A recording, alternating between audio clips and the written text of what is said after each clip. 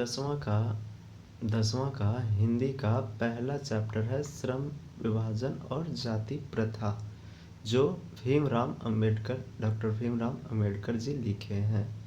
तो देखिए, इसमें हम बता देते हैं क्या क्या है, उसके बाद क्वेश्चन आंसर करवाएंगे। ठीक है। यह विडंबना की बात है कि इस युग में भी जातिवाद के पोषकों कोई कमी नहीं है। इसके पोषक कई आधारों पर इसका समर्थन करते हैं। समर्थन का एक आधार यह कहा जाता है कि आधुनिक सभ्य समाज कार्य कुशलता के लिए श्रम विभाजन को आवश्यक मानता है और चूंकि जाति प्रथा भी श्रम विभाजन का ही दूसरा रूप है, इसलिए इसमें कोई बुराई नहीं है। इस तर्क के संबंध में पहली बात तो यही आपत्तिजनक है कि जाति प्रथा श्रम विभाजन के साथ साथ श्रमिक विभाजन का भी रूप लिए हुए है। श्रम विभाजन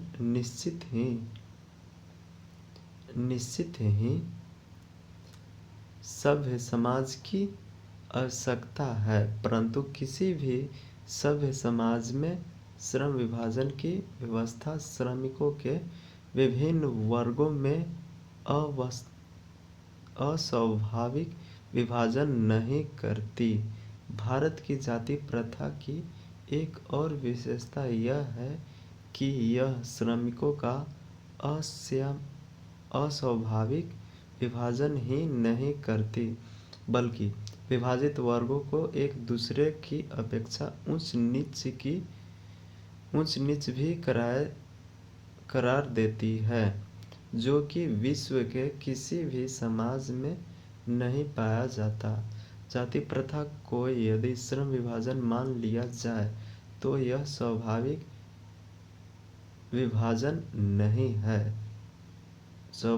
विभाजन नहीं है, क्योंकि यह मनुष्य की रुचि पर आधारित नहीं है।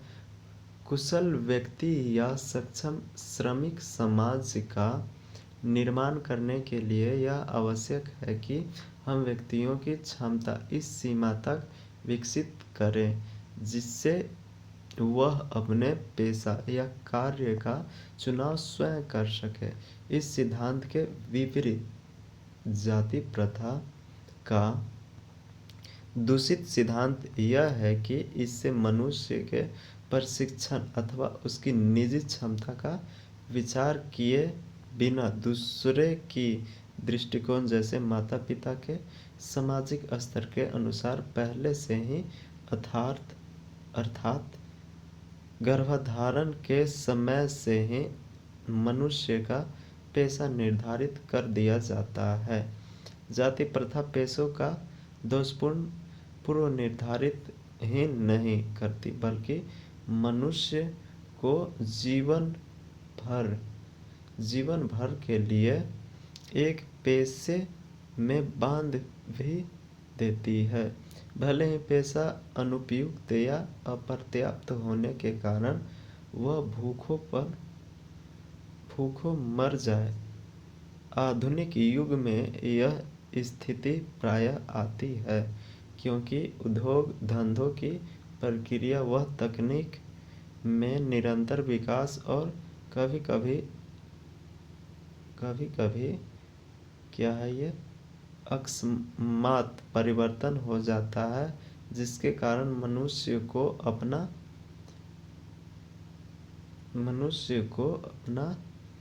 पेशा बदलने की आवश्यकता पड़ सकती है। और यदि प्रतिकूल परिस्थितियों में भी मनुष्य को अपना पेशा बदलने की स्वतंत्रता न हो, तो इसके लिए भूखे मरने के अलावा क्या चारा रह जाता है। हिंदू धर्म की जाति प्रथा किसी भी व्यक्ति को ऐसा पेशा चुनने की अनुमति नहीं देती है जो उसका पैतृक पेशा न हो, भले ही वह उसमें पारंगत हो। इस प्रकार पेशा परिवर्तन की अनुमति न देकर जाति प्रथा भारत में बेरोजगारी का एक प्रमुख व प्रत्यक्ष कारण बनी हुई है। इस प्रकार हम देखते हैं कि श्रम विभाजन की दृष्टि से भी जाति प्रथा गंभीर दोषों से युक्त है। जाति प्रथा का श्रम विभाजन मनुष्य की स्वेच्छा पर निर्भर नहीं रहता। मनुष्य की व्यक्तिगत भावना तथा व्यक्तिगत रुचि का इसमें कोई स्थान अथवा महत्व नहीं रहता। इस आधार पर हमें यह स्वीकार करना पड़ेगा कि आज के उद्योग में गरीबी और उत्पीड़न इतनी बड़ी समस्या नहीं जितनी यह कि बहुत से लोग निर्धारित कार्य को अरुचि के साथ केवल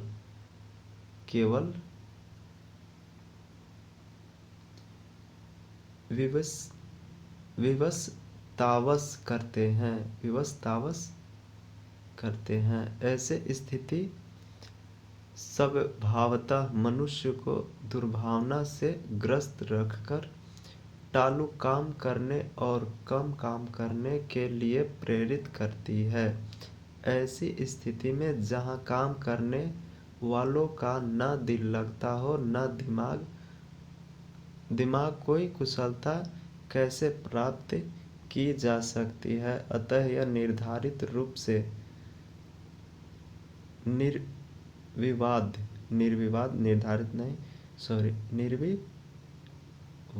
रूप से सिद्ध हो जाता है कि अर्थात पहलू से भी जाति प्रथा हानिकारक प्रथा है, क्योंकि यह मनुष्य की स्वाभाविक प्रेरणा, रुचि व आत्मशक्ति को दबाकर उन्हें अस्वाभाविक नियमों में जकड़कर निष्क्रिय बना देती है। अब मैं समस्या के रचनात्मक पहलू को लेता हूँ। मेरे द्वारा जाति प्रथा की आलोचना सुनकर आप लोग मुझसे यह प्रश्न पूछना चाहेंगे कि यदि मैं जातियों को विरुद्ध हूँ तो फिर मेरी दृष्टि से आदर्श समाज क्या है। मेरा उत्तर होगा कि मेरा आदर्श समाज स्वतंत्रता, समता, भ्रातृत्व पर आधारित होगा। क्या यह ठीक नहीं है? भ्रातृत्व अर्थात भाईचारे में किसी को क्या आपत्ति हो सकती है? किसी भी आदर्श समाज में इतनी गतिशीलता होनी चाहिए जिससे कोई भी वांछित परिवर्तन समाज के एक छोर से दूसरे छोर तक संचारित हो सके। ऐसे समाज के बहुविध हितों में सबका भाग होना चाहिए तथा सबको उनकी रक्षा के प्रति सजग रहना चाहिए। सामाजिक जीवन में अबाध संपर्क के अनेक साधन व अवसर उपलब्ध रहने चाहिए। तात्पर्य यह कि दूध पानी के मिश्रण की तरह भाईचारे का यही वास्तविक रूप है और इसी का दूसरा नाम लोकतंत्र है, क्योंकि लोकतंत्र केवल शासन की एक पद्धति ही नहीं है। लोकतंत्र मूलतः सामूहिक जीवनचर्या की एक रीति तथा समाज के सम्मिलित अनुभवों के आदान प्रदान का नाम है। इसमें यह आवश्यक है कि अपने साथियों के प्रति श्रद्धा व सम्मान का भाव हो। तो ये देखिए पूरा खत्म हो गया। ये डॉक्टर भीमराव अंबेडकर जी का इंट्रोडक्शन है, तो ये आप लोग पढ़ लीजिएगा, देख लीजिए चाहे थोड़ा बहुत। बाबा साहेब भीमराव अम्बेडकर का जन्म 14 अप्रैल 1891 में हुआ था। महू मध्य प्रदेश में एक दलित परिवार में हुआ था। मानव मुक्ति के पुरोधा बाबा साहेब अपने समय के सबसे सुपठित जाने जनों में से एक थे। प्राथमिक शिक्षा के बाद बड़ौदा नरेश के प्रोत्साहन पर उच्चतर शिक्षा के लिए न्यूयॉर्क अमेरिका, फिर वहां से लंदन इंग्लैंड गए। उन्होंने संस्कृत का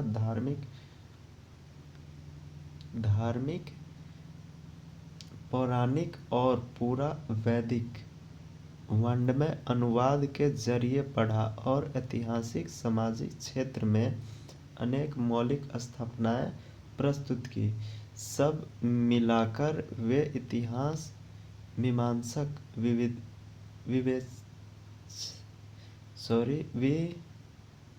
विधिवेत्ता, अर्थशास्त्री, समाजशास्त्री, शिक्षाविद तथा धर्म दर्शन के व्याख्याता बनकर उभरे। स्वदेश में कुछ समय उन्होंने वकालत भी की, यानी कि वकील भी कुछ समय रहे थे। समाज और राजनीति में बेहतर सक्रिय भूमिका निभाते हुए उन्होंने अछूतों, स्त्रियों और मजदूरों को मानवीय अधिकार व सम्मान दिलाने के लिए अथक संघर्ष किया। उनके चिंतन व रचनात्मकता के मुख्यतः तीन प्रेरक व्यक्ति रहे। तीन कौन कौन रहे थे देख लीजिए। बुद्ध पहला, कबीर और ज्योतिबा फुले। भारत के संविधान निर्माण में उनकी महत्वपूर्ण भूमिका और एक निष्ठ संपर्क के कारण ही हम आज उन्हें भारतीय संविधान का निर्माता कहकर श्रद्धांजलि समर्पित करते हैं। यानी कि जो भीमराव अम्बेडकर जी थे वो पूरा संविधान लिखे थे, इसलिए उन्हें संविधान का निर्माता कहकर श्रद्धांजलि अर्पित करते हैं। दिसंबर 1956 ईस्वी में दिल्ली में बाबा साहेब का निधन हो गया था, यानी कि 1956 में उनका मृत्यु हो गया था। बाबा साहेब ने अनेक पुस्तकें लिखी। उनकी प्रमुख रचनाएं एवं भाषण है। कौन कौन है देख लीजिए।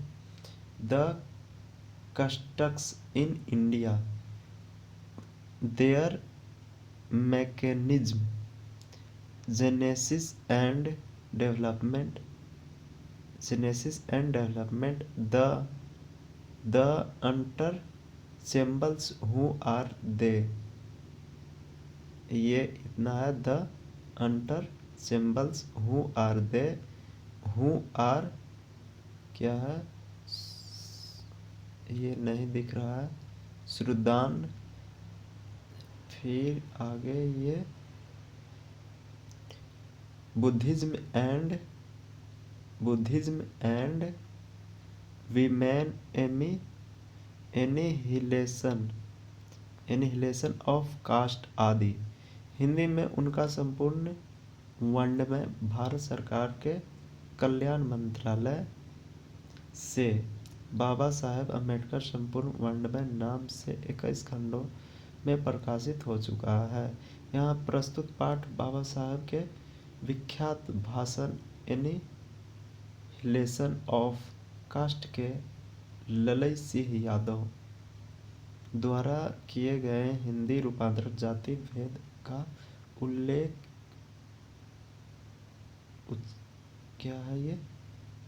भेद का उच्छेद से किंचित संपादन के साथ लिया गया है।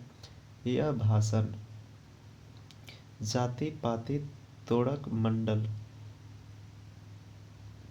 मंडल लाहौर के वार्षिक सम्मेलन सन 1936 के अध्यक्षीय भाषण के रूप में तैयार किया गया था। परंतु इसकी क्रांतिकारी दृष्टि से आयोजकों की पूर्णतः सहमति न बन सकने के कारण सम्मेलन स्थगित हो गया और यह पढ़ा न जा सका।